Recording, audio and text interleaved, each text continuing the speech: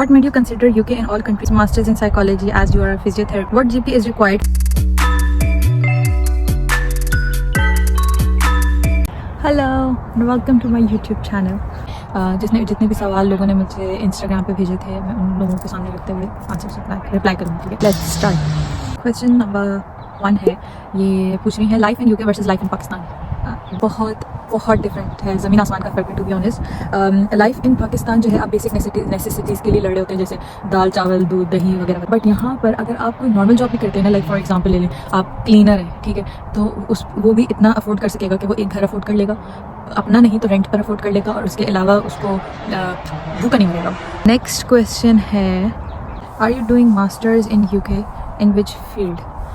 तो मैंने मास्टर्स ख़त्म कर दिया नहीं, मतलब मेरा मास्टर्स कंप्लीट हो गया और मैं क्लियर हो गई हूँ. मेरी ग्रेजुएशन अभी तक नहीं हुई, वो मैंने डिले कर दी कुछ पर्सनल रीजंस की वजह से. But let's see soon. Masters in psychology as you are a physiotherapist. तो थेरेपीज़ की बात करें, जैसे फिजियोथेरेपिस्ट हो गए, ऑक्यूपेशनल थेरेपिस्ट हो गए, साइकोलॉजिस्ट हो गए, तो आप इनके अंडर स्टार्ट कर सकते हैं काम करना as a band 2, as a band 3, as a band 4.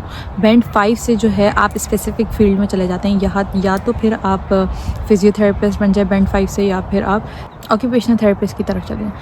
तो कॉलेज ही चूज़ करने का एक तो रीज़न ये था कि जो है मेरे पास अपॉर्चुनिटी खुल जाएगी.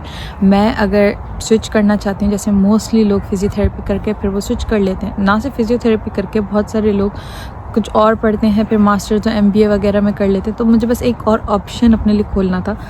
तो अब मैं अपना करियर जो है वो एज अ फिजियोथेरेपिस्ट भी परस्यू कर सकती हूँ और एज अ साइकोलॉजिस्ट भी परस्यू कर सकती हूँ. एक पॉइंट ये हो गया. दूसरा पॉइंट ये था कि जब मैंने अप्लाई किया था जनवरी इनटेक में, तो बहुत सारी यूनिवर्सिटीज़ जो थी फिजियोथेरेपी के जो कोर्सेज़ थे वो ऑफ़र कर रही थी. तो वो या तो 9 मंथ्स के लिए ऑफ़र कर रही थी या 6 मंथ्स के लिए ऑफ़र कर रही थी.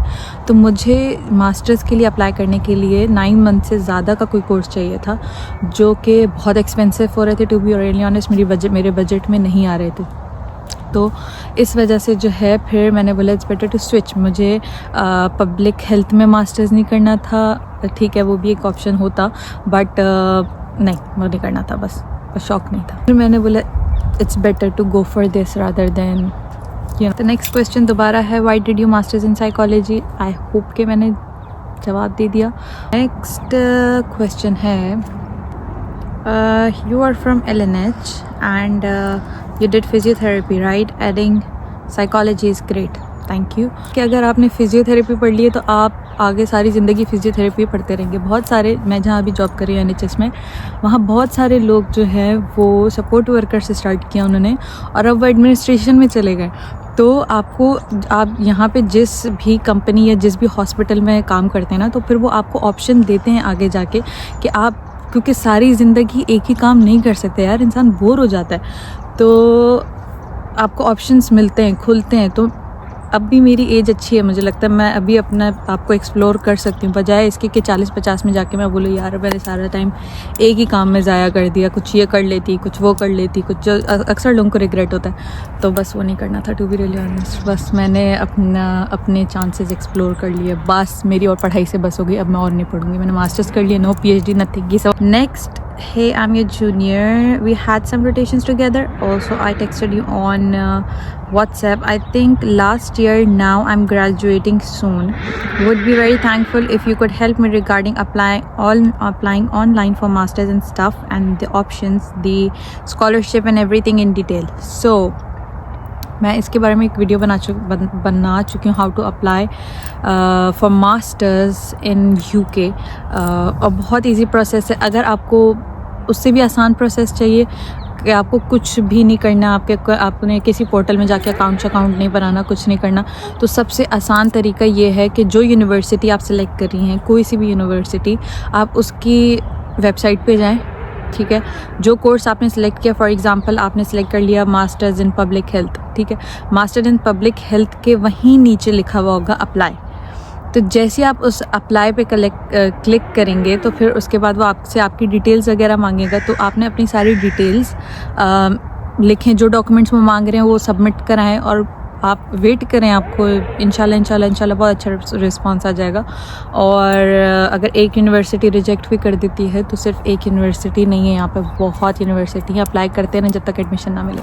स्कॉलरशिप की जहाँ तक बात है तो हर यूनिवर्सिटी डिफरेंट स्कॉलरशिप्स ऑफ़र करती है। सो फॉर एग्जांपल अगर आप जिस यूनिवर्सिटी में अप्लाई करें, अगर वो आपको स्कॉलरशिप नहीं ऑफ़र करी तो आप उनके एडमिनिस्ट्रेशन को ईमेल कर सकते हैं कि hello, good morning, hope you doing good, blah blah blah, और क्या आप लोग स्कॉलरशिप ऑफ़र करते हैं, if so what are the requirements. तो वो आपको ईमेल बैक करेंगे बहुत अच्छे तरीके से और सारा कुछ आपको बताएंगे। If there is any form और समथिंग तो वो आपको फॉर्म भी प्रोवाइड करेंगे, नहीं होगा तो एक लिंक दे देंगे कि इसमें आप जाके थोड़ा रीड आउट करें हमारी वेबसाइट पे, तो आपको मुझे लगता है बहुत इजी पीजी हो जाएगा।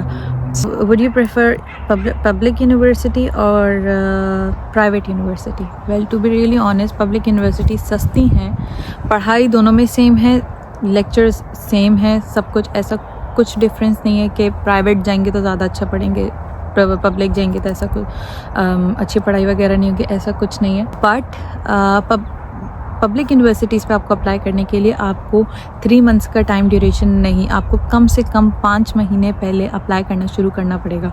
बिकॉज़ पब्लिक यूनिवर्सिटी में बहुत सारे एप्लीकेंट्स होते हैं, बहुत सारे, और ना सिर्फ ये, वो बहुत सेलेक्टिव हैं अपने एप्लीकेंट्स को लेकर, बहुत ज़्यादा चेक एंड बैलेंस रखते हैं। और सबसे मेजर यही चीज़ होती है कि आप टाइम से अप्लाई करें। तो ऐसा नहीं है कि पब्लिक यूनिवर्सिटीज़ में नहीं मिल सकता।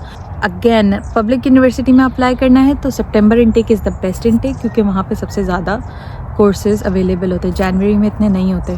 तो क्या what made you consider UK in all countries like Canada, Australia? इसका मैंने स्टोरीज पे भी जवाब दिया था कि यूके कभी मेरी फर्स्ट प्रायोरिटी नहीं था, but to be really honest I am very glad कि मैंने यूके चूज़ किया है and I am very happy with my this decision. लेकिन जो है फर्स्ट ऑप्शन मेरा हमेशा यूएसए था। 90% 80% लोगों का यूएसए ही होता है कि यूएसए जाएंगे। ऑप्शन मेरा यूएसए था, बट यूएसए में मैं जब कंसल्टेंट के पास गई तो उसने मेरा सारा केस रखने के बाद उसने मुझे बताया, बोला कि आपके 40% चांसेस है कि आपका वीज़ा एक्सेप्ट हो, क्योंकि मेरा केस कॉम्प्लिकेटेड इस तरह से पेंडेंट के साथ अप्लाई करे थे अपने हस्बैंड के साथ। कनाडा कभी मेरे लिस्ट में नहीं था। कनाडा के मेरे बहुत ही फजूल से एक्सक्यूज़ है क्योंकि वहाँ पर ठंड बहुत होती है। यूके में भी है बट थोड़ी बर्दाश्त के काबिल है, यहाँ की बर्फबारी नहीं है। बट कनाडा नहीं था कभी भी मेरी लिस्ट में। रिसर्च करें तो वहाँ की और अपने बेनिफिट्स होंगे। बेनिफिट नंबर 1 के मेरे ख्याल से 3 साल में आपको इमिग्रेशन मिल जाती है। सबसे बेस्ट बेनिफिट तो ये होता है, हम लोग बाहर आते ही क्यों है कि फॉरेन से पासपोर्ट मिले और सेटल डाउन हो जाए। यूके मेरा इसीलिए था, सेकंड ऑप्शन यूके इसीलिए था क्योंकि उस वक्त जब मैं अप्लाई करी थी तो यूके के वीज़ाज बट रहे थे कि भाई ले लो। तो मैंने बोला चलो अप्लाई कर लेते हैं। तो विद इन ना इंटरव्यूज थे ना कुछ थे, तो हमारा फ़ौरन विद इन 5-6 दिन में जवाब आ गया था। तो या इसीलिए मैंने, एक तो रीज़न ये था कि मैं रिजेक्शन अफोर्ड नहीं कर सकती थी। मैंने बोला भाई अप्लाई और जाना है बस। तो what GP is required for moving to UK and और abroad, anywhere, does it matter? Of course CGPA, of course it matters. आपकी जितनी GPA अच्छी होती है उतनी अच्छी स्कॉलरशिप्स आपको ऑफर होती हैं, उतने आपकी फीसेस कम हो जाती हैं। सिलेक्ट कर रहे होते हैं ना तो उनकी अपनी पर्टिकुलर रिक्वायरमेंट्स होती हैं कि आप इतनी से इतनी आपकी GPA है तो आप इस पर अप्लाई करें, वरना टाटा बाय बाय हो जाए। तो of course CGPA matters of course. और मेरे हिसाब से ऐसा नहीं है कि आपके अगर 2.5 2.4 CGPA आ रही हो तो आप अप्लाई नहीं कर सकते। उसमें भी बहुत कभी कभी सीट्स बच जाती हैं तो उनको फिल आउट करनी होती हैं, तो वो लोग क्या करते हैं आपको एडमिशन दे देते हैं। तो डिग्रेड होने की कोई ज़रूरत नहीं है, किसी GPA कम है तो नहीं होगा, एडमिशन हो जाता है। एक ही नहीं तो दूसरी यूनिवर्सिटी, दूसरी नहीं तो तीसरी तो दे ही देती है। लेकिन बस बेनिफिट होता है, जितने मार्क्स अच्छे हैं उतने चांसेस ऑफ कोर्स बढ़ जाते हैं और स्कॉलरशिप आपकी फ़ीस रिडक्शन में हेल्प आउट हो जाती है थोड़ी। I have done my matric and inter in commerce and then studied BCom, then can I apply for BSN? एक और चीज़ मैं आपको बताती हूँ, जैसे आपकी NHS में कहीं जॉब लग जाती है तो NHS जो है वो खुद कोर्सेज ऑफर करता है। लाइक फॉर एग्जांपल अगर आप जो है सपोर्ट वर्कर या HCA से ज्वाइन करते हैं, HCA as a health care assistant, अगर आप इसमें अप्लाई करके जॉब स्टार्ट करते हैं तो आफ्टर अ ईयर जो है आप अप्लाई कर सकते हैं BSN नर्सिंग, यानी कि नर्सिंग के कोर्सेज के लिए। तो फिर वो आपको ऑफर करते हैं और सारा खर्चा जो है NHS खुद उठाता है। That's a plus point. आपकी जॉब भी चल रही होती है साथ साथ आपकी जो पढ़ाई है नर्सिंग की उसका भी खर्चा उठा रहे होते हैं। तो that's a very plus point for working in NHS। ये सिर्फ नर्सिंग के लिए नहीं है, स्टार्ट किया या सपोर्ट वर्कर से स्टार्ट किया तो आप थेरेपीज़ में भी जा सकते हैं। आपको फिजियोथेरेपी पढ़नी है 3 साल 4 साल 5 साल जितने का भी आपका कोर्स होगा, वो सारा NHS ट्रस्ट आपका सारा खर्चा उठाता है। और या उसके बाद आप बेशक छोड़ दें, आप कहीं और स्विच कर दें, दैट डजंट मैटर, बट आपके पास एक डिग्री आ जाती है और आपको पैसे भी नहीं खर्च करने पड़ते। सो या PPT का स्कोप है फॉरेन में, लाइक UK और जर्मनी तक कंपेयर करें अगर UK को, तो हमारे साथ एक जो ड्रॉबैक है जर्मनी का वो ये है कि लैंग्वेज बैरियर। सर्टिफिकेट होना चाहिए कि आपने लैंग्वेज कोर्स किया हुआ उनका, तो फिर जो है आपको जॉब मिलती है, वरना नहीं होती। और इनफैक्ट आप जब वहाँ पे अप्लाई करते हैं जॉब्स के लिए, तो उनकी मेजर रिक्वायरमेंट में उन्होंने क्लियर कट लिखा हुआ होता है कि हमें ये लेवल चाहिए लैंग्वेज का। तो अब वो A है, B है, C है, समथिंग लाइक दैट। उनके लेवल्स मुझे नहीं पता, बट लैंग्वेज लेवल्स मांगते हैं। अच्छा, नेक्स्ट क्वेश्चन है, does students get the student job in UK? Student आए हैं मास्टर्स के लिए, तो आपके पास जो मिनिमम अवेलेबल आवर्स होते हैं जिसमें आप काम कर सकते हैं in a week, that is 20 hours.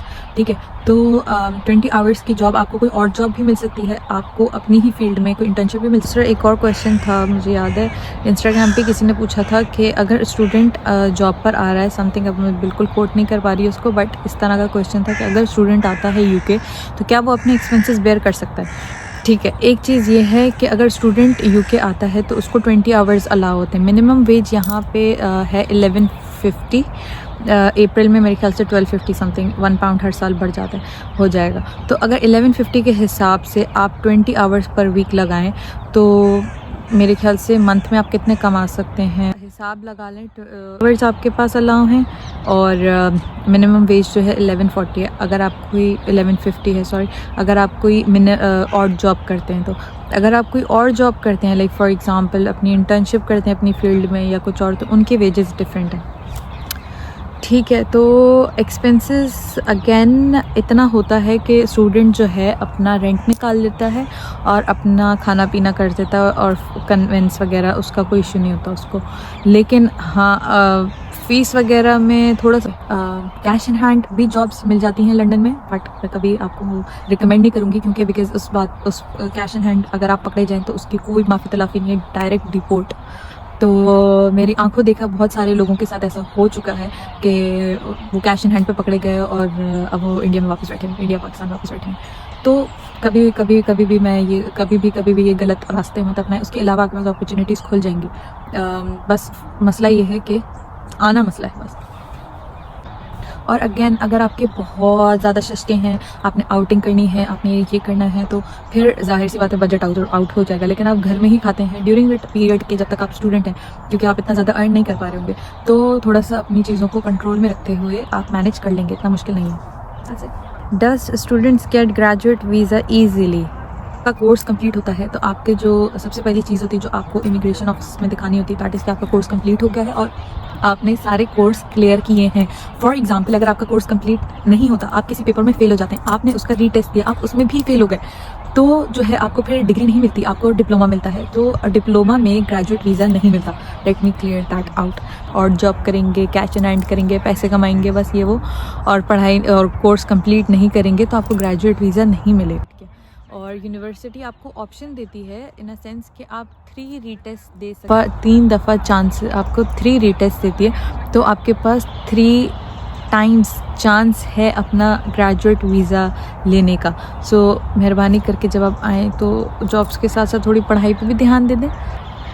Is it easy to get sponsorship jobs in UK?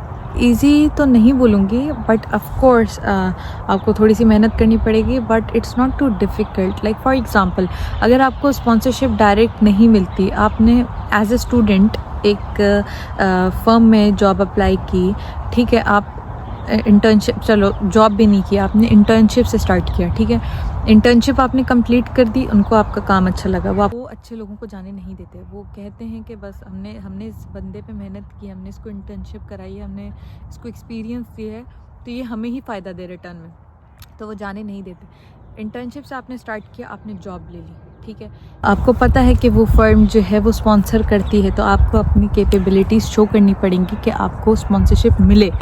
अपने अच्छे एम्प्लॉयज़ को कोई भी फर्म जाने नहीं देती, तो स्पॉन्सरशिप ऑफ़र करती। या दैट्स इट। फ़िलहाल के लिए इतने क्वेश्चंस बहुत हैं मेरे ख्याल से। हम Q&A का पार्ट 2 भी कर सकते हैं if you guys send me more questions on Instagram और mention down below on my channel. मैंने लास्ट टाइम कुछ लोगों के जवाब दे दिए थे वहाँ कमेंट्स पर, बट इट्स बेटर अगर मैं आप लोग क्वेश्चंस वहाँ पे सेंड कर दें और फिर मैं जो हूँ next YouTube video, I am trying to be very punctual. See you guys, bye.